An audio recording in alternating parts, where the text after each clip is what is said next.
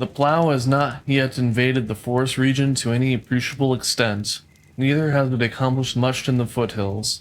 Thousands of bee ranches might be established along the margin of the plain, and up to a height of 4,000 feet. Wherever water could be obtained, this climate is at this elevation admits of the making of permanent homes, and by moving the hives to the higher pastures as the lower pass out of bloom, the annual yield of honey would be nearly doubled. The foothill pastures, as we have seen, fail about the end of May. Those of the chaparral belt and lower forests are in full bloom in June. Those of the upper and alpine region in July, August, and September. In Scotland, after the best of the lowland bloom and past, the bees are carried in carts to the highlands and set free on the weather hills in France. Too, and in Poland, they are carried from pasture to pasture among orchards and fields in the same way, and along the rivers and barges to collect the honey of the delightful vegetation of the banks. In Egypt, they are taken far up the Nile and floated slowly home again, gathering the honey harvest of the various fields on the way, timing their movements in accord with the seasons. Were similar methods pursued in California, the productive season would last nearly all the year. The average elevation of the north half of the Sierra, as we have seen, considerably less than that of the south half, and small streams with the banks and meadow gardens dependent upon them are less abundant. Around the head of the waters of the Yuba, Feather, and Pitt rivers, the extensive tablelands of lava are sparsely planted with pines, through which the sunshine reaches the ground with little interruption. Here flourishes a scattered, tufted growth of golden apologopus, Linoceros, Bahia, Witheria, Armica, Artemisa, and similar plants with manzita, cherry, plum, and thorn in ragged patches on the cooler hill slopes. At the extremities of the great central plain, the Sierra and Coast Ranger curve around and lock together in a labyrinth of mountains and valleys, throughout which their flora are mingled, making at the north, with its temperate climate and copious rainfall, a perfect paradise for bees. Though strange to say, scarcely a singular regular bee ranch has yet been established in it.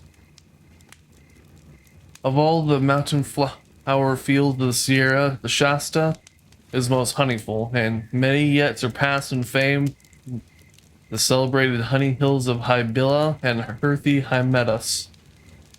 Regarding this noble mountain from a bee point of view, encircled by its many climates and sweeping aloft from its torrid plain into the frosty azure, we find the first 5,000 from the summits generally snow-clad, and therefore about as honeyless as the sea.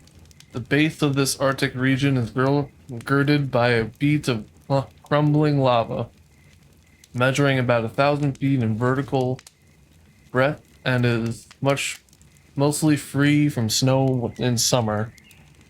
Beautiful lichens enliven the faces of the cliff with their bright colors, and in some of the warmer nooks there are a few tufts of alpine daisies, wallflowers, and passamons.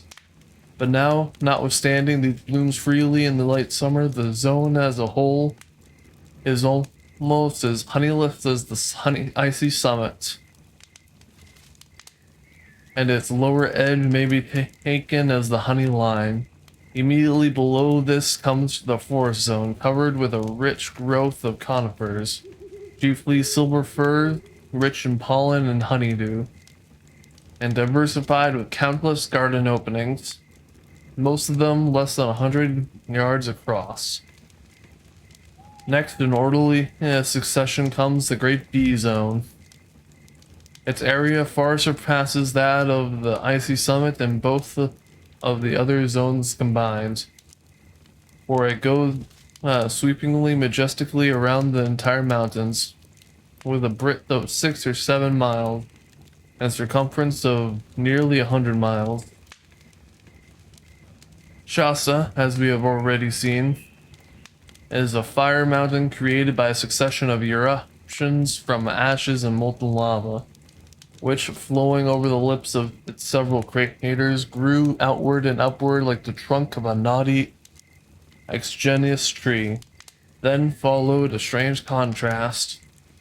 The glacial winter came on, loading the cooling mountains with ice, which flowed slowly outward in every direction, radiating from the summit in the form of one vast conical glacier.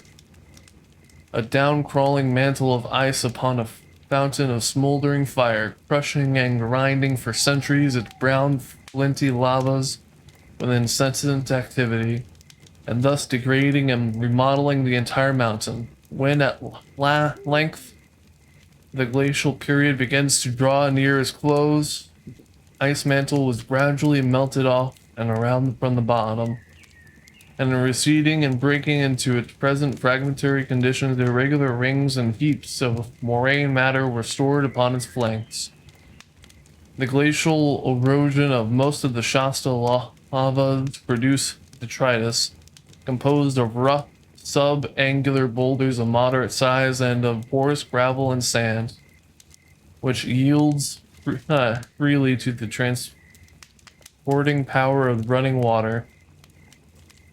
Magnificent floods from the ample fountains of ice and snow, working with sublime and energy upon this prepared glacial detritus, sorted out and carried down immense qualities from the higher slopes, and reformed it in smooth, delta-like beds around the base, and it is these flood beds joined together that now form the main honey zone of the old volcano. Thus, by forces seemingly antagonistic and destructive, has Mother Nature accomplished her beneficent designs. Now a flood of fire, now a flood of ice, now a flood of water, and at length an outburst of organic life, a Milky Way of snowy petals and wings, girdling the rugged mountain like a cloud, as if the vying sunbeams beating against its sides had broken into a foam of plant bloom and bees, as sea waves break and bloom on the rock shore. In this flowery wilderness, the bees rove and revel, rejoicing in the bounty of the sun, clambering eagerly through bramble and huckle bloom, ringing the myriad bells of the manzanita, now humming aloft among colony willows and firs, now down on the ashy ground among dahlias and buttercups, and anon plunging deep into snowy banks of cherry and buckthorn. They consider the lilies and roll into them, and like lilies they toil not, for they are impelled by sun power, as water wheeled by water power, and when the one has plenty of high pressure water, the other plenty of sunshine, they hum and quiver alike. Sauntering in the Shasta bee-lands in the sun days of summer, one may readily infer the time of day from the comparative energy of bee movements alone. Drowsy and moderate in the cool of the morning, increasing in energy with the ascending sun, and at the high noon thrilling and quivering in wild ecstasy, then gradually declining again to the stillness of night. In my excursions among the glaciers, I occasionally meet bees that are hungry like mountaineers who venture too far and remain too long above the breadline. Then they droop and wither like autumn leaves. The Shasta bees are perhaps better fed than any other in the Sierra. Their field work is one perpetual feast, but however exhilarating the sunshine or bountiful the supply of flowers, they are always dainty feeders than any other in the Sierra. Their field work is one a perpetual feast, but however exhilarating the sunshine or bountiful the supply of flowers, they are always dainty feeders. Honey moth moths and hummingbirds seldom set foot upon a flower, but poise on the wing in front of it and reach forward as if they are sucking through straws. But bees, though as dainty as they, hug her favorite flowers with profound cordiality and push their blunt polleny faces up against them like babies on their mother's bosom, and fondly, too, as if with eternal love, does Mother Nature clasp her small bee babies and suckle them, multitudes at once, on her warm Shasta breast. Besides the common honey bee, there are other species here.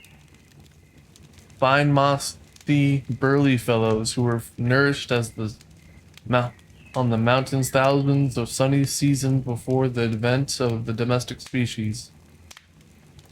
Among these are the bumblebees, mason bees, carpenter bees, leaf cutters, butterflies too, and moths of every size and pattern, some broad-winged like that, flapping slowly and sailing an easy curve. Others, like the small flying violets, shaking about and loosely in short, crooked flights close to the flowers, feasting luxuriously night and day. Great numbers of deer also delight to dwell in the bushy portions of the bee pastures. Bears, too, roam the sweet wilderness, their blunt, shaggy forms harmonizing well with the trees and tangled bushes. And with the bees also, notwithstanding the disparity in size, they are fond of all good things, and enjoy them to the utmost, with but little troublesome discrimination. Flowers and leaves, as well as berries, and the bees themselves, as well as their honey. Though the California bear have as of yet had but little experience with honeybees, they often succeed in reaching their powerful stores, and it seems doubtful whether bees themselves enjoy honey with so great a relish. By means of their powerful teeth and claws, they can gnaw and tear open almost any hive conveniently accessible. Most honeybees, however, in search of a home, are wise enough to make choice of a hollow in a living tree, a considerable distance above the ground. When such places are to be had, then they are pretty secure, for though the smaller black and brown bears climb well, they are unable to break into strong hives while compelled to exert themselves to keep from falling, and at the same time to endure the stings of the few fighting bees without having their paws free to rub their maw. But woe to the black bumblebees discovered in their mossy nests in the ground. With a few strokes of their huge paws, the bears uncover the entire establishment, and before time is given for a general buzz, bees, old and young, larvae, honey stings, nest and all, are taken into one ravishing mouthful. Not the least influential of the agents concerned in the superior sweetness of the Shasta flora as it storms. Storms, I mean, that are strictly local, bred and born on the mountain. The magical rapidity with which they are grown on the mountain top and bestow their charity in rain and snow never fail to astonish the inexperienced lowlander. Often in calm, glowing days, while the bees are still on the wing, a storm cloud may be seen far above in the pure ether, dwelling its pearl bosses and growing silently like a plant. Presenting a clear, clinging discharge of thunder is heard, followed by a rush of wind that comes from sounding over the bending woods like the roar of the ocean. Mingling raindrops, snowflowers, honey flowers, and bees in the wild storm harmony. Still more impressive are the warm, reviving days of spring in our mountain pastures. The blood of the plants throbbing beneath the life-giving sunshine seems to be heard and felt. Plant growth goes on and on for our eyes, and every tree in the woods and every brush and flower is seen as a hive of restless industry. The deeps of the sky are mottled with singing wings of every tone and color, clouds of brilliant chrysalidae dancing and swirling in exquisite rhythm. Golden barred vespidae, dragonflies, butterflies, grating cicadas, and jolly rattling grasshoppers fairly enameling the light.